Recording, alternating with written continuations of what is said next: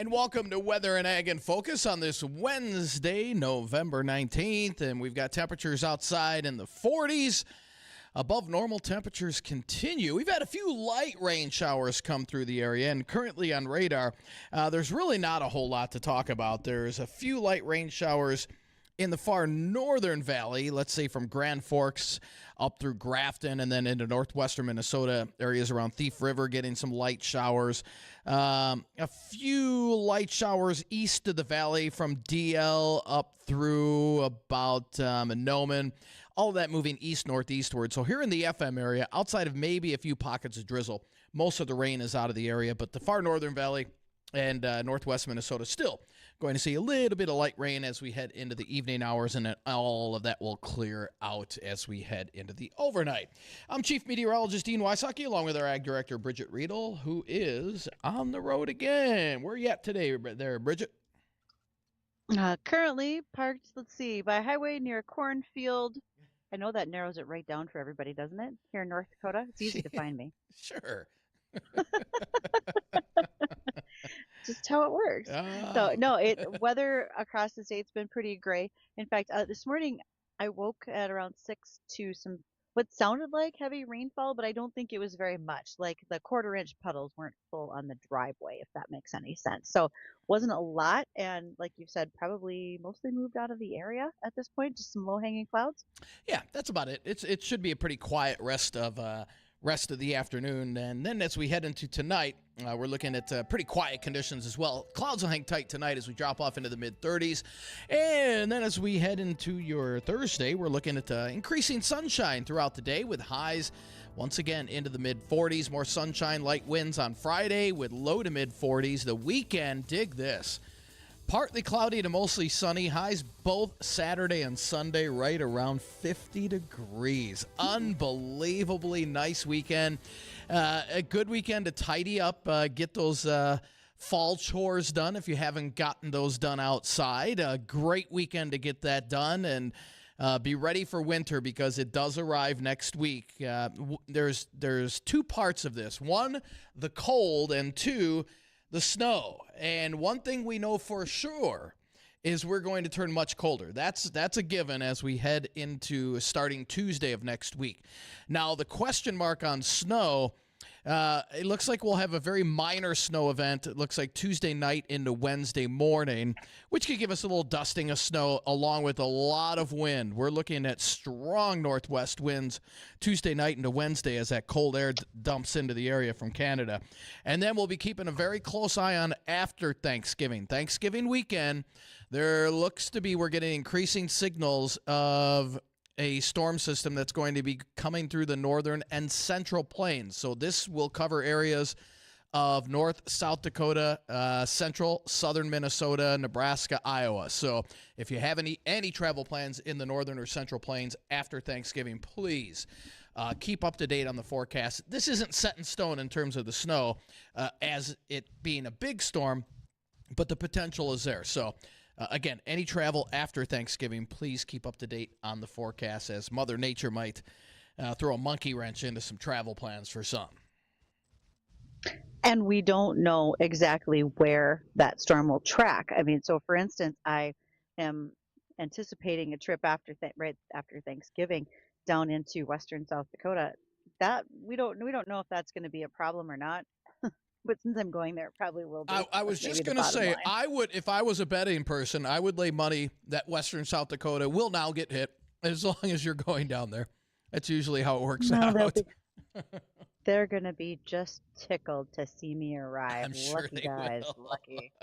Yeah, excellent. And speaking of fall cleanup, our guest today, a very well-known and returned guest, Don Kinzler, will be with us today.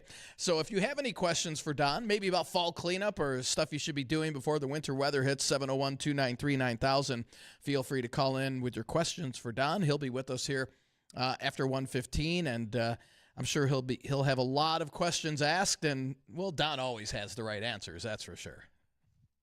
He does, and we encourage people to bring those questions. I've got some listener questions already stacked up that we want to use. People take advantage of our inboxes, which are powered by Superior Green Equipment. Again, protect your farm's future with superior grain storage, drying, and handling solutions. You can learn more at superiourbins.com, and you will find my email box, ag@flagfamily.com. Dean is weather at flagfamily.com. We have the JLA insurance phone line, 701-293-9000, and we're being watched on Acres TV, YouTube, and Facebook at Weather and Ag in Focus. And actually, I've already had a couple comments, such as some of our super fans like Steve saying, Don Kinzler, guy's there. It's a big day when Don shows up, and we're happy to have him joining us. And it's Wednesday Weather Trivia. Plus, Dean, I don't know if you and Don talked about this yet or not. Don came prepared with a trivia question too. So the two of you are probably Oh. going to need to compare notes on what we're going to be doing for trivia today. Well, I'll have to ask him on commercial break. Maybe we'll use Don's trivia question. Never know. And we're going to be talking more about that because those weather rain gauges, again, we think about them for rain, but they're great for snowfall. And as we start to see some snowfall, pull that center tube out, be ready for collection points, and then you can report back to us what you received for precipitation. And we appreciate the help from Darter Plastics to make sure that those are available for all of our guests who win and listen. Right. And thank you very much for doing that. And you can, if you want, if you bring your, let's say you want to bring your rain gauge in for the winter. If you want, you can bring it in, take the top off, leave the tube in, and it's perfect for a donut holder. Just plop those donuts down in there, and voila. See? How many donuts do you need a day? Well, it all depends. Just curious here. If you have a family, not where I was thinking about. If you have a family and kids, you can just pop those donuts in there and just pick them right out.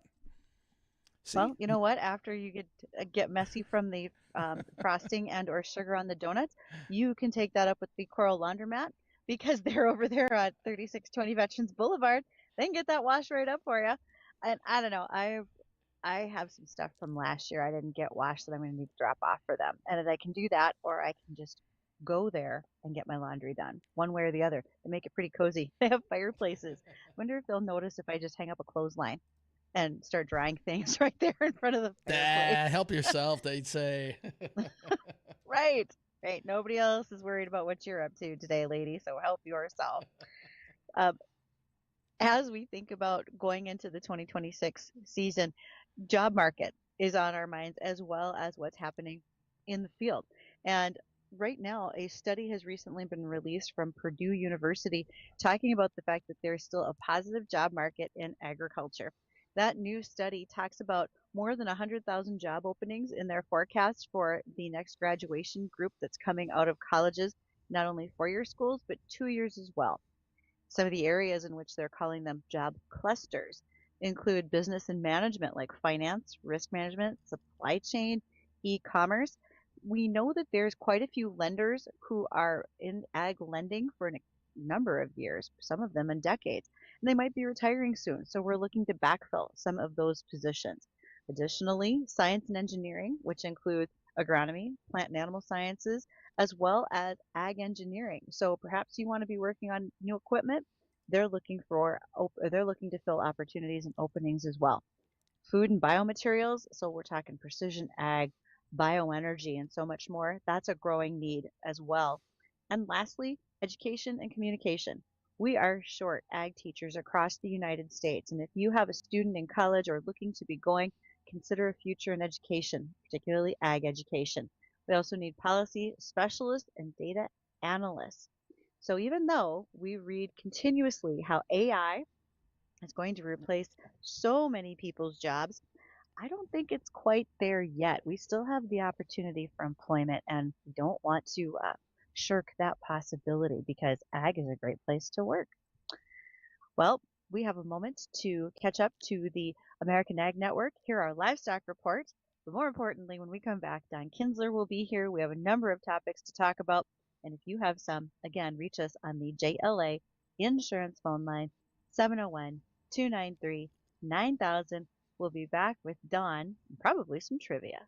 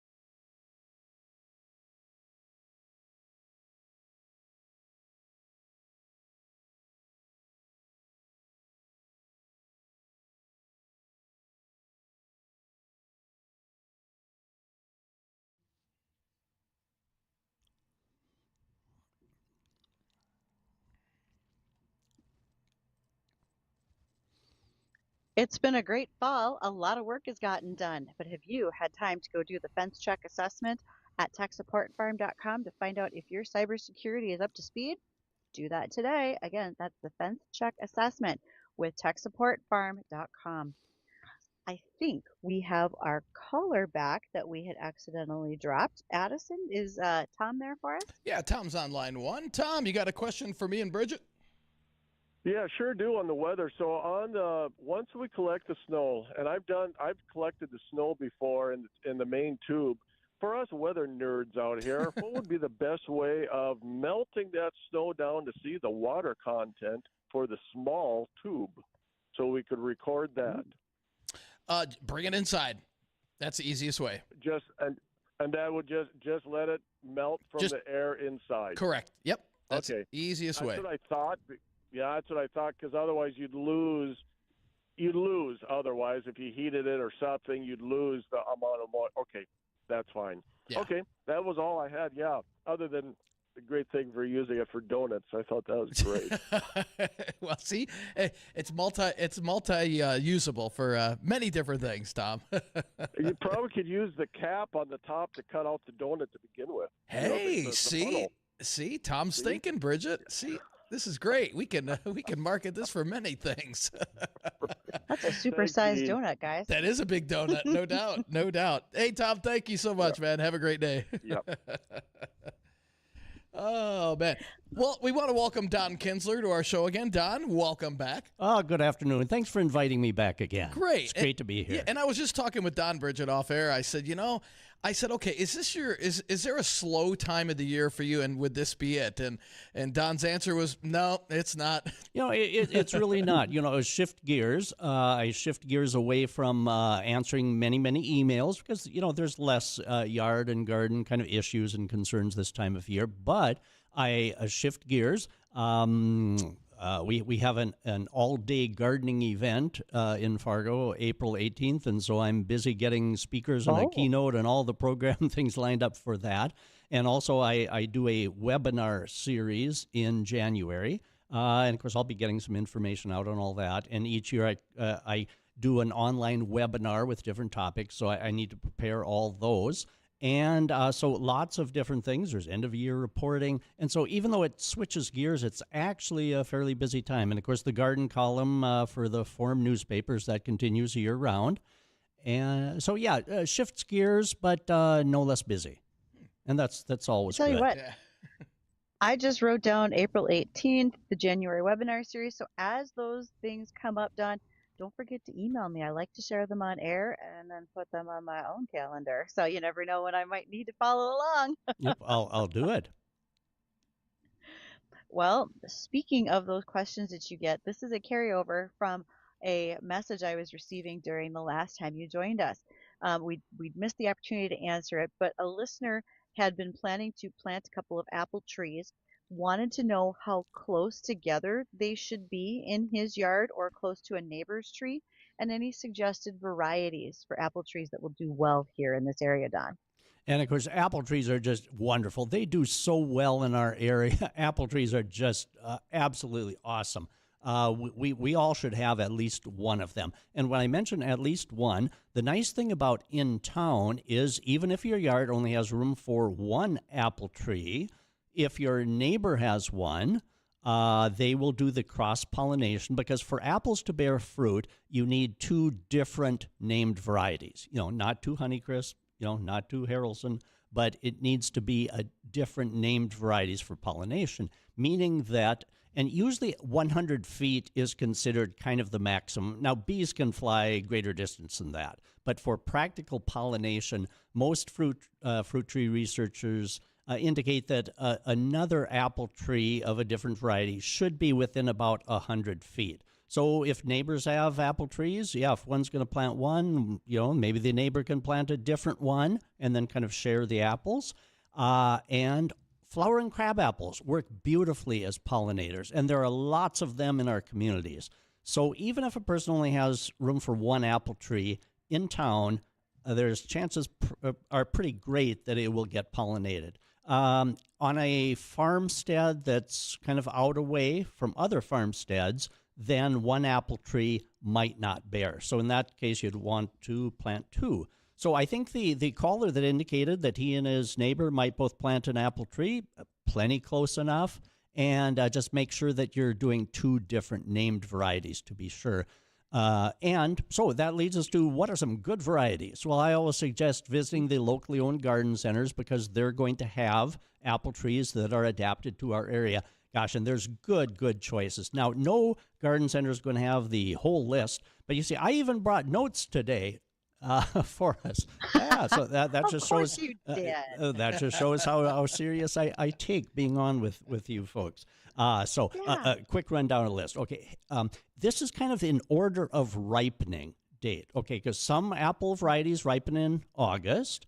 Generally, they tend to not store as long. Some apple trees ripen at the end of the season, October. They tend to store the longest. If you have room for 2 apple trees in your yard, I always suggest choosing one that ripens earlier and one ripens a little later. Then you kind of, spread out the harvest season. So beginning at the earliest ones, Hazen, about August 25th.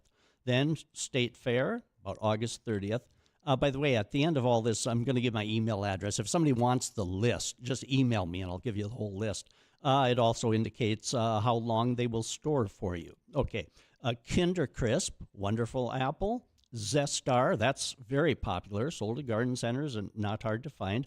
Prairie Magic is one that I've got in our own yard. It was developed in Canada, a wonderful apple, ripening around September 15th. That was Prairie Magic. Sweet 16, Honeycrisp. Boy, that has become the gold standard. It does beautifully. Oh, by the way, I'm oftentimes asked, how come the Honeycrisp from my neighbor's tree tastes so much better than the Honeycrisp that I bought at the grocery store, which may have come from Washington State or other good, they're good. Mm-hmm. But the cool temperatures that we receive in fall account for more sugar buildup than Washington State. If they don't get as chilly fall temperatures, they don't have the sugar buildup. So, yeah, we've got something on Washington State. Our Honeycrisp are better. Frostbite, another one. Harrelson. Harrelson has been around 100 years, developed at University of Minnesota. Harrelson ripens around October 10th or 15th, and Harrelson is a wonderful keeping apple, a little bit tart for some of us, but it's a wonderful pie and apple crisp variety because it retains its texture. It doesn't kind of fall apart into mush. So Harrelson continues to be a good one. Harold Red, a slightly redder variety. Fireside, Connell Red, Snow Sweet, October 15th. Honey Gold is the winter hardy kind of version of the Golden Delicious. And so you see, there's more than enough apple varieties that are well adapted and hardy for our area. And why don't I give my email address right now? If somebody would like that list, I'll gladly email it to you. And it also includes how long do those store. And, of course, that's important, too. The longer they store, the better. So my email address is donald.kinzler, that's Kinzler, at ndsu.edu. And I'll gladly email anybody that list of well-adapted apple varieties. All right. And, Don, we had a listener that called in, didn't want to go on the air, but he wants to know, is it too late now to water and fertilize a 5-year-old autumn blaze maple tree? Not to fertilize it now, because fertilize stimulates growth, and this time of year, we want things to shut down and get ready. We want them to harden off for winter. Most things have already. So we don't want to stimulate growth by adding fertilizer. So do that next May. Water, yes. If it's an area where when you're looking at the soil, it doesn't seem to be moist, water. Yep, water. You can't hardly go wrong by watering this time of year. If you didn't get it done earlier, yes, absolutely. Before this cold weather hits us and before the ground freezes, get some moisture down in the soil into the root system. Especially important with evergreens that can lose water through their foliage throughout the winter time. So, yes, when in doubt, definitely water. But, I mean, if things look kind of pretty soggy, then don't water. Okay. But, yeah, not too late to get some moisture down in the root system. Also, moist soil does not allow the frost to penetrate as deeply down into the soil as dry soil. So you can protect your plants, giving them a little edge for winter survival by making sure that soil is moist. because the frost will penetrate much less. And I'm curious, I was listening carefully, Dean, to see if you had mentioned how cold it's going to get. See, I'm always concerned with trees, shrubs, perennials getting severe cold before we get snow, because snow insulates well, and severe cold going down in can affect some things. So how cold are we going to get? Well, it depends. It's funny. We were just talking about this, and I put an article online where one of our models had a 40-degree spread in temperatures. So in other words, one had about 10 below, and one had temps in the 30s. So right now, it looks like as we head into Thanksgiving, we're going to see daytime temps in the 20s, nighttime lows, probably lower teens, and we do see the chance for snow. So it does look like we'll get a light blanket of snow after Thanksgiving before the true Arctic era arrives. So there is a chance we could see some below zero temps before the snow gets here, but I think it's going to hold off until just after. And so right now in Fargo, the soil has not frozen. Not yet. You can still get a shovel down in the soil. But at those temperatures you indicate, frost is going to form very quickly in the soil. Yeah. So any digging or any soil work, it sounds like this weekend. This is the last week, because after this, we had that one cold snap. We had the one cold snap of 3 days. This is going to last. This will be more than a week. This is going to be a pretty decent long stretch cold spell. And that's typical of when soil freezes, when you can no longer dig or do much in it. I always figure, sometime the 10th to the 20th. So it seems like it stayed thawed, unfrozen a little longer maybe than some typical years too, which has been nice. It's been such a mild fall. It's been nice. We've been spoiled. It has. We've been spoiled. So we're going to take a quick bottom of the hour break. When we come back, we'll have more from Don. And if you have any questions for Don, again, give us a call, 701-293-9000. Don't go anywhere. We'll be right back.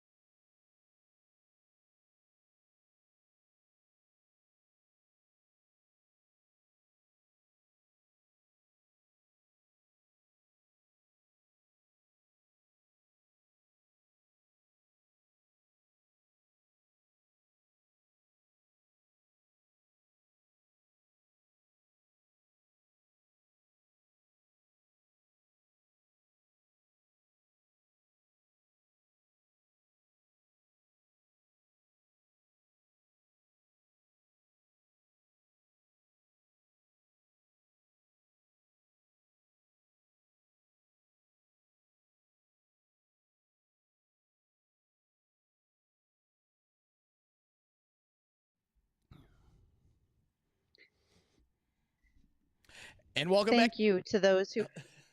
Sorry, Bridgette. Sorry, it's okay. I wanted to say thank you to those who are a part of our Here We Grow project this summer. As you get an opportunity to do some fall burn down work, make sure you talk with Marcia Van Leer with Gowan USA. Vita is a product that can be going out to make sure that we have better control going into 2026 for kochia, maristel, etc. We're kind of towards the tail end of being able to spray stuff. Our evening overnight lows are going to be way too cold soon. If we're not already there in some instances. So be paying attention if you're going to use that product or spring burn down. And then also Peterson Farm Seed, because we're going to have them in here early December. We're going to talk about the wheat that we raised with them, but then more importantly, what they're going to have on their seed lineup for 2026. Dean, do you have a listener question? Because if not, I have one. We do. We've got Kevin from Fergus Falls on line one. He's got a question for Don. Go ahead, Kevin. No, I've got a compliment for all three of you guys. First off, I heard earlier that Don might not be on until around Thanksgiving. Well, we're about a week away. Anyway, you three are the best show I can possibly listen to. Well, you are kind. No, Don, it's just fun, and I learn a lot of stuff, even though I've been around the block a few times. And I go, I'm still learning stuff. And Dean and his weather, yeah, well, I give up on him. And you know what? And Bridgette, you too. You know what? I don't get to talk to you or anything, but I learned so much stuff. And I just appreciate that you stay on top of stuff. And this is the greatest show. 1 hour show. This is the best one on WDAY, bar none. Well, thanks, Kevin. That's awesome. Much appreciated. Thank you, Kevin. Thank you. Much appreciated. Have a great day, Kevin. Yep, bye. Bye. Let's not forget about made my Addison. day. He keeps the boat moving. I didn't know my cousin was in Fergus Falls this afternoon, so that was nice to hear from him. Don, I hope it made your day, because let's face it, you make this show when you're here. As I always say, we're all in this together. We're just trying to get things to grow the way they should, and I love it. Love it. We're all in it together. Well, speaking of being all in together, question that came from listeners, and I believe you have to address this every holiday season. I want to give a poinsettia to some friends, and they say, oh, we can't because they're poisonous to cats, etc.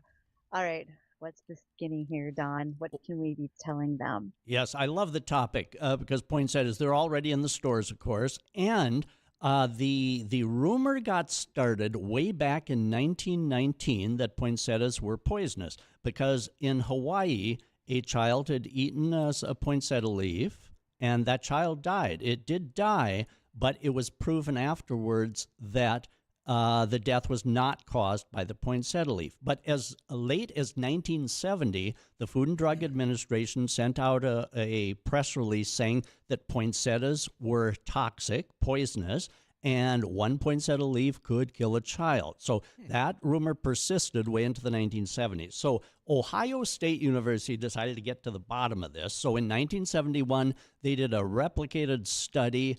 They fed poinsettia leaves to lab rats, and the poinsettia leaves did have an effect. Those rats gained weight, seriously, weight.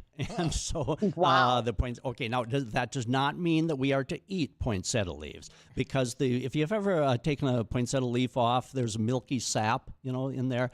And that milky sap, that latex it's an irritant, can be a throat or skin irritant, especially for some people. Now, in 1974, a Canadian horticulturist got a group of press people together, and he actually ate poinsettia leaves in front of them to prove to them. But now that's not. Do not make a salad of poinsettia leaves, okay? But he did that to prove, okay. And so because the poinsettias do have, that's also a topic for a whole show. Is it poinsettia or poinsettia? I grew up poinsettia. But anyway, they have a rating. A toxicity rating is low. They're not considered non-toxic just because they've got that little bit of a skin irritant, to it. And but they are not poisonous. In fact, Colorado, the Vet Tech Hospital at Colorado State answers this question in great depth because people are concerned with their pets. And so the Colorado Vet University part of that says that no animals have died from eating poinsettia leaves. And so, but again, they say that does not mean that you feed poinsettia leaves to your pet. But it's safe for around our exactly. Pets. It's not deadly poisonous. Good. But if it does indicate that if your cat or dog, if they're the type that likes to eat leaves, maybe keep the poinsettia away from them because it could cause vomiting or other irritation. But that's good to know. You know, it's good to know that they are not poisonous. But that rumor persisted for many decades until it was debunked. It continues to this day. We talk about this every year, Don, and I think we'll probably continue into the future because we think it's out there, but it, like as you've said, that's not the truth. You know, and one thing I want to caution, Dean, you mentioned that the temperatures are going to get cold, and we're all going to be buying poinsettias. Poinsettias are tropical in nature, native to Mexico and points south of there, and so highly tropical. If we go into the store, pay for your poinsettia, and run it out to your vehicle, even a few seconds below, say, 45 degrees could irreversibly chill that poinsettia. Wow, so really? Make sure that while you're in the store, you know, wrap it in a plastic bag. I like to have a plastic bag large enough, circle around, put a few puffs of air into it so you have a warm bubble, then run it out to your car, preferably, you know, heat the car up maybe a little before. So treat the poinsettia as you would a baby that doesn't have clothes on. You know, you wouldn't run them out in the weather you're predicting without anything on. So don't treat your poinsettia that way either. Make sure you wrap it up. Otherwise, yeah, they can wilt from chill and not recover. Also, care in the home. Poinsettias are a succulent. They've got that milky sap inside, so they're kind of a succulent type thing. They do not want to be kept continually moist. So let the soil dry out, not to the point where the leaves wilt, but do let them dry out so that when you examine the soil, it looks drier to the touch. Maybe poke a finger in if you feel moisture. Don't water. Wait a few days. When you do water, apply enough so that the entire soil ball. Oh, oftentimes also they're enclosed in aluminum, kind of a decorative aluminum wrapper. Yeah, make sure you poke. Yeah, make sure you poke a hole in that and then set that whole thing in a drainage dish. Because if water is allowed to puddle up in the inside of that decorative foil, they'll quickly drown. Oh, okay. Yeah, so they're beautiful. Poinsettias can stay well into February or beyond, colorful, if we treat them right. Nice. I'll be honest. I am a prolific overwaterer, so those are good points for me. And also, Don, I have been able to keep a poinsettia alive for a year, even with my horrific watering abilities. So, did you get it to recolor again before the following Christmas? It colored up? It did, and I didn't even put it in a dark place. It was really odd, but it worked. Super. So, good for us. Don, I got one quick one for you. Rose bushes. Okay. Now, should we trim back and cover rose bushes this time of the year, or is it okay to leave them uncovered? Well, I used to buy tender-type rose bushes, and then I would fence them in, stuff it all with straw, and prune them back a little before. I got tired of all that work, so I invested in Canadian roses, Canadian developed roses from garden centers. Those require basically no care in the fall. I've had them winter beautifully, and then prune them back in the spring. So if anyone is experiencing a loss or if you've gotten a little tired of the once a year covering the roses and all that, then, yeah, visit the garden centers next spring for the Canadian.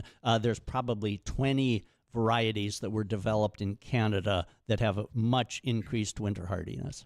And Don, you've got a riddle, you said. Oh, yes. For Bridgette and myself. Yeah, do we have time for a quick riddle? We sure do. It's about growing trees. Okay, I even wrote it down so I could kind of read it off with a little more speed. Okay, here's the riddle. To gauge yearly height growth of trees, old-timers used to put an old horseshoe on the lowest branch of a tree. If that lowest branch and horseshoe are currently 3 feet above ground level, how high off the ground will that horseshoe be in 10 years if the tree grows in height 1 foot per year? Okay, horseshoe is currently 3 feet above. Okay. Tree grows a foot a year.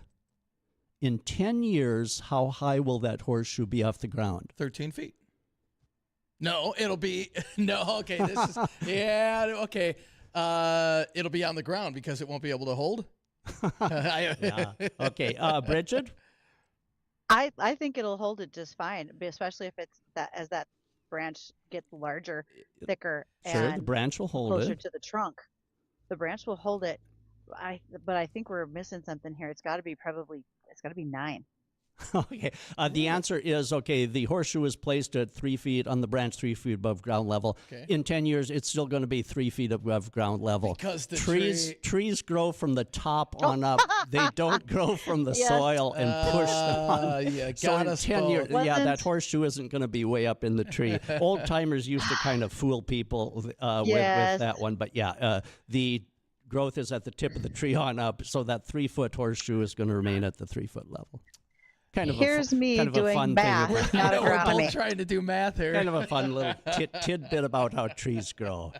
Well, Don, if anybody wants to get a hold of you, what's the best way if you want to give your email again? Send me an email, donald.kinzler, Kinzler, @ndsu.edu. And currently my backlog is, I keep up with the backlog. How's that? So I don't have quite as long of a lag as I do maybe in the middle of summer. Perfect. So always great to hear from everyone. Great. Well, thank you for coming on with us, Don. Thank you, guys. Always thanks, a pleasure. Thank Bridget. Thanks to everyone for listening. Next time, though, please do us a favor.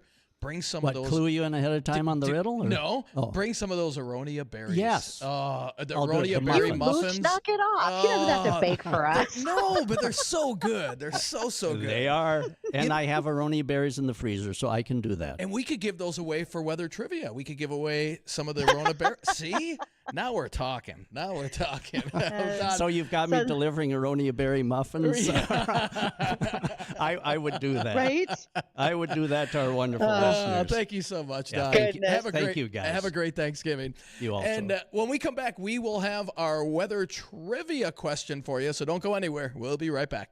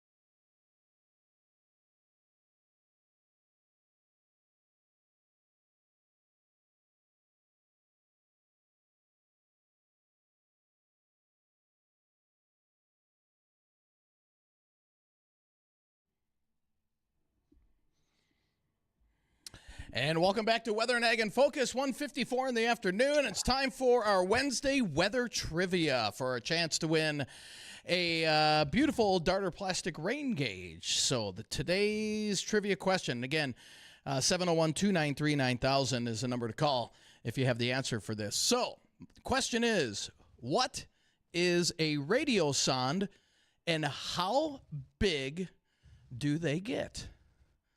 What is Did you say a radiosonde? Yeah, radio, S-O-N-D-E, radiosonde. What is a radiosonde and how big do they get? 701-293-9000. Addison's looking at me like I have two heads out here. Like, what? You just made that up, didn't you? That's not a real word. That's not a real Use it in a sentence. Is it the same size as the big stereo my grandma had in her living room when I was a kid that had the 8-track and the record player? Yeah, wrong radio. but it's bigger than that. So, what is a radiosonde and how big do they get? 701-293-9000. Bridgette, you want to hit a couple of ag topics while we're seeing if anybody can get the trivia answer? Well, while we're talking about food, here's an idea, and a little bit different, but there is something called Swap It Smart. This is actually a new AI-powered recipe formulation tool. What they're doing is they're taking what we currently have in our food supply, whether it's a slightly processed food, etc., and they're trying to use AI to figure out how can we make it better? How can we improve taste, quality, and so much more? And we're going to see if that comes to fruition to change our food supply. Hopefully the textures and taste will not be any different. I believe we have a caller with a guess. We do have a caller on line one. Caller, what's your name? Greg. Greg, what is your guess for today's weather trivia? Totally guess. I'm going to guess. Is it the coverage? What a radar beam covers for weather radar? It's not. Is that a radio song? No, it's not. It's not. But hey, good guess. Good guess. So, what is a radiosonde and how big does it get? 701-293-9000. There's another name for it. Radio waves? No, it has nothing to do with it. Let's just say it measures weather data. Something. It measures weather data. So, what is a radiosonde? What's another name for it, which it's commonly known as, and how big do they get? 701-293-9000. Don, do you have any guess Really, over there, big? Don? No clue. No? No. Okay. We're stumping I'm Don. thinking of a satellite dish, a great big huge satellite dish. I'll give a hint. Oh, are you sure? Hold on. We've got Kevin's calling from Fergus. Kevin, what is your guess, Kevin? Size of a grapefruit. Size of a grape? No, it's not. Kevin, good guess. I love that. I'll give you a hint. They get up to an altitude of about 120,000 feet. That's a pretty good clue. So my laundry on the wash line with the 40-mile-an-hour wind. Yeah, right. as it blows away. All right, here we go. We got a caller on line one. Caller, what's your name? Hi, it's Justin. Oh, get out, man. You can't play this game. Get out of here. Jeez. He can play. Oh, no, that's cheating. He's already got a rain gauge anyway. We want to give it to somebody that doesn't have it. Caller line 2, what's your name? My name is Chris. Chris, what's your guess? I'm going to say a weather balloon. And how big can they get? Oh, I never thought that far. Okay, so this rises up to an elevation of about 120,000 feet. It's expanding the whole way up. We'll give it to him, Addison. It can get to the size of a small house. That's how large weather balloons can get once they get up to about 120,000 feet before they pop. So, wow. Yeah. So there you go. All right, we'll put you on hold, and Addison, our producer, will get your information. So we want to thank everybody today for joining us in Weather and Ag in Focus. Don't go anywhere. The Jay Thomas Show is coming up next.